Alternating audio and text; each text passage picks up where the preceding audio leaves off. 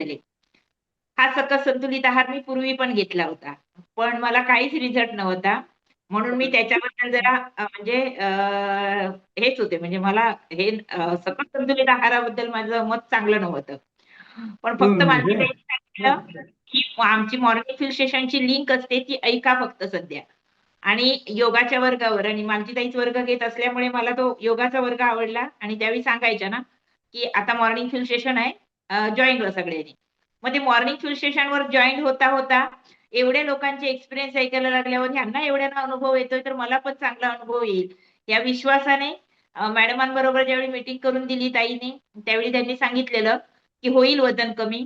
वजनाबरोबर अनेक बाकीच्यांचं ऐकायचे, हे पण बरं झालं, ते पण बरं झालं. म्हटलं बघूया तर वजन कमी करता करता हे पण कमी होईल का? आणि वेट लॉस मॅरेथॉन सुरू झाल्यावर वेट लॉस मॅरेथॉन मध्ये भाग घेतला. वेट लॉस मॅरेथॉनच्या 10-10 दिवसात त्यांनी जे लाईफस्टाईल तयार करून दिली रेडीमेड, म्हणजे आपला आहार कसा असावा, काय घ्यावा, कधी घ्यावा, किती घ्यावा, सलाड घ्यावं, हे वगैरे सगळं सांगायला लागल्यावर मग ते तसं इंटेक तसं त्यांचं फॉलो केलं मॅरेथॉनचं. आणि मॅरेथॉन फॉलो करता करता प्रत्येक मॅरेथॉनमध्ये लीडर ऑफ द डे पण राहायची. एखाद्या दिवशी लीडर ऑफ द डे चुकेल, पण लीडर ऑफ द लॅब मी कधीच सोडला नाही. आणि प्रत्येक वेळी भारी वाटायचं ते फ्लायर शो झालं की लीडर ऑफ द लॅब प्रतीक सावडकर म्हटलं की ताई सुद्धा मला फोटो काढून पाठवून द्यायच्या. बरं वाटायचं. मी घरात फॅमिलीला पण सगळ्यांना दाखवायचे आणि माझ्यातला बदल घरातली सगळी बघत होती, आजूबाजूची पण बघत होती. सगळ्यांना बरं वाटत होतं.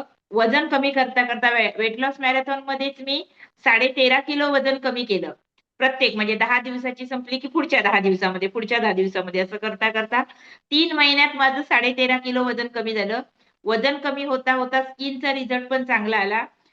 माझा पाय पोलिओचा आहे. योगासनं जमत नव्हती. मग हळू-हळू मालतीताईंच्या वर्गावरची आसनं पण जमायला लागली. आता मी शेटे सरांच्या वर्गावर पण जायला सुरुवात केली आहे सध्या. आणि परत माझा दुसरा रिझल्ट महत्वाचा म्हणजे तो पित्त. मला पित्त व्हायचं. बसने प्रवास केली की संध्याकाळी मला डोलो 650 एमजीची गोळी घ्यावी लागायची आणि डोक्यावर तेल घालूनच झोपावं लागायचं. त्याच्याशिवाय मला दुसऱ्या दिवशीपर्यंत मी ओके नसायची. पण आता मला किती प्रवास केला त्रास होत नाही. पित्ताचा त्रास नाहीये. आता पित्त कुठे गेलं हे कळत नाही. आणि सगळ्यात महत्वाचा माझा रिझल्ट आला मला दम्यावर. मला वाटायचं हे अनुवंशिकच आहे. आजोबांना होता, आईला होता, आता मला आहे म्हणजे मुलाला पण होणार. पण धनाजी सर म्हणतात तसं मनाला मनावर घेतलं पाहिजे. मनाला मनावर घेतलं. इथं योग्य मार्गदर्शन झालं. मी पहिलंच मॅडमला सांगितलेलं, "मॅडम मी डायटिशियनकडे गेले, त्यांच्याकडनं पण शेड्यूल लिहून घेतलं. सगळ्यांनी माझा भात कमी करायला सांगितलं. मी ज्या डॉक्टरांनी मला भात कमी करायला सांगितलं, त्या डॉक्टरांना मी सोडलेलं आहे. मग मला इथं पण भात कमी सोडायला सांगणार काय?" मॅडम म्हणाले, "अजिबात नाही. भरपूर भात खाऊन पण वजन कमी होतं." म्हटलं, "ओके, मग चालेल." फक्त मॅडमने सांगितलं, "भात कसा खायचा? डाळीबरोबर भात की भाताबरोबर डाळ? हे आम्ही सांगणार आहोत मॅरेथॉनमध्ये." मग हे कळल्यावर म्हटलं, "ओके, म्हणजे भात सोडायला सांगत नाहीयेत, हे माझ्यासाठी अतिशय आनंदाची गोष्ट." म्हणून मी इथं हे मॅरेथॉनमध्ये पार्टिसिपेट झाले. मला कळलेलं की मॅरेथॉनमध्ये आता हे खाऊ नका, ते खाऊ नका सांगतील की काय. पण मॅरेथॉनमध्ये मी खात होते त्याच्यापेक्षा मला खायला सांगितलं आणि माझं वजन कमी करून घेतलं. म्हणून मला छान स्वतःला पण बरं वाटायला लागलं आणि कारण मी याच्यापूर्वी दीक्षित डाएट केलेलं.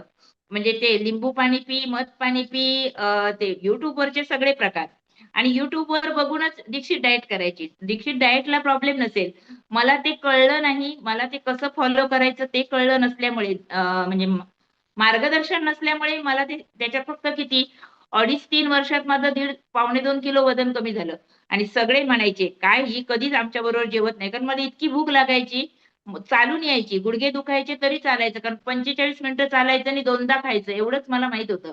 मग त्याच्यामुळे चालून आले, की मला भूक लागायची. मग मी भात हे करून ठेवायची रात्रीच बनवून अधिक जादा. सकाळी मॉर्निंग वॉक करून आल्यावर मस्तपैकी फोडणीचा भात करायचा आणि खाऊन घ्यायचं. कारण पोट भरणं एवढं डोक्यात ठेवलेलं. कसं किती खायचं हे काही माहीत नव्हतं. इथं आल्यावर सकस संतुलित आहाराची माहिती मिळाली. भरपूर खाऊन वजन कमी करून घेतल्याबद्दल thank you Shatayushi family. Thank you ma'am. 2 वेळा दम्याचा रिझल्ट यायचा मॅडम मला. पंप वजन पंप पंप. हां, तर तेच सांगते. वजन कमी करता इन्हेलर माझा कधी गेला, म्हणजे कमी झाला, म्हणजे मला ओढावसं वाटेना. कारण ज्या वेळी मला इन्हेलर ओढावासा वाटलाय, तर त्यावेळी मॅडमनी सांगितलेलं होतं, इन्हेलर काय काम करतो तर त्याचं मार्गदर्शन केलेलं की आम्हाला ते डॉक्टर दाखवायचे पॅरामीटर 3 असे ते पंप की तुमची श्वासनलिका एवढी झाली आहे बाकीच्यांची एवढी असते. तर इथं मॉर्निंग फिल स्टेशनमध्ये जे अफ्रेश बद्दल गुरुवारी माहिती मिळालेली त्या माहितीमध्ये कळलं की अफ्रेश काय करतं एनर्जी ड्रिंक आमचं तर ऑक्सिजन लेवल वाढवतं म्हणजे मतलब माझी श्वासनलिका नक्कीच रुंद होत असणार. जे काम पंप करायचं ते जर अफ्रेश करत असेल तर ज्या वेळी मला पंप ओढावासा वाटायचा म्हणजे गुदमरल्यासारखं वाटायचं त्यावेळी मी अफ्रेश प्यायची. आणि त्याच्यामुळे मला रिलीफ वाटायचं आणि परत पण त्याच्याच बरोबर मला वरचेवर सर्दी व्हायचं आणि सर्दीचं रूपांतर दम्यात व्हायचं. कारण माझी प्रतिकारशक्ती कमी होती. सतत संतुलित आहारामुळे माझी प्रतिकारशक्ती वाढत गेली आणि प्रतिकारशक्ती वाढल्यामुळे आता सर्दी होते. नाही असं नाही. अयोध्या ट्रिप करून आले, सर्दी झाली. पण मला डॉक्टरांकडे न जाता माझी सर्दी बरी झाली. ट्रिपमध्ये सुद्धा मॅडम मला एवढ्या थंड वातावरणात जाऊन सुद्धा मला तिथे दमा लागला नाही. इन्हेलर मी सोबत ठेवलेला. कधी काय चॅलेंज येईल माहित नव्हतं म्हणून. सोबत ठेवलेला ओव्हर कॉन्फिडन्स नको मॅडम कायम सांगतात. मग सोबत ठेवला पण ओढावा लागला नाही. Thank you. ह्याच्या म्हणजे योग्य मार्गदर्शन मिळालं तर काय-काय होतं आणि खाऊन पिऊन वजन कमी करायचं असेल तर नक्की मॅरेथॉनमध्ये भाग घ्यायला पाहिजे. Thank you. चलो जोरदार क्लॅप करणार आहोत आपण हाडकर ताईंसाठी. ओके. कारण काहीतरी गोंधळ झाला होता माझा मगासपासून. मी नुसता हेच करत होते. चलो बाळसो पाटील येते का आता शेअर करता?